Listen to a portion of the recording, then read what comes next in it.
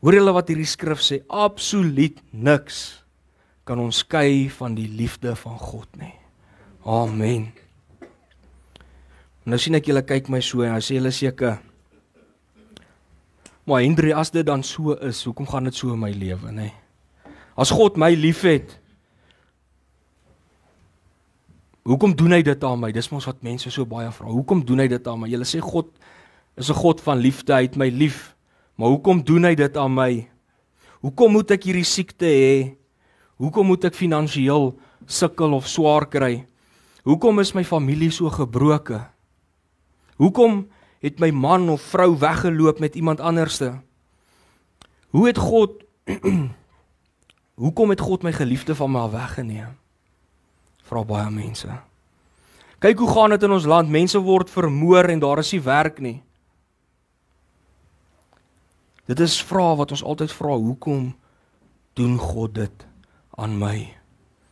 Maar weet julle wat julle een ding moet besef, dit is 'n ou leuen van die vyand, dis 'n ou leuen van Satan af, wat die waarheid verdraai en wil hê jy moet God blameer vir hoe dit met jou gaan.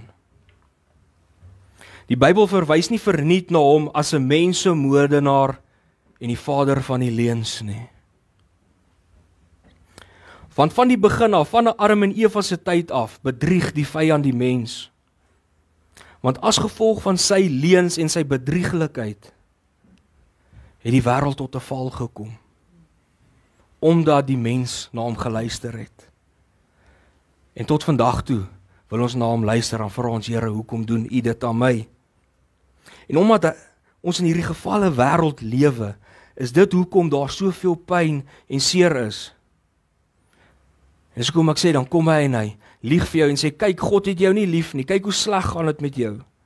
Hoe kan God iemand soos jy lief hê? Baie keer dink ons, dit gaan sleg met ons, want miskien is ons nie goed genoeg vir God nie. Dit is alles leuns wat die vyand jou kom vertel. En dis iets wat hy nog altyd gedoen het, van die begin af, van die eerste mense af. Dit is eintlik die rede hoekom ons in 'n gevalle wêreld leef, want die mens het sy leuns geglo, wat hy hulle kom vertel het. Dit is nie God wat al hierdie swaar kry op jou pad stuur nie, besef julle dit? Daar's niks slegs in God nie en hy veroorsaak ook niks slegs nie.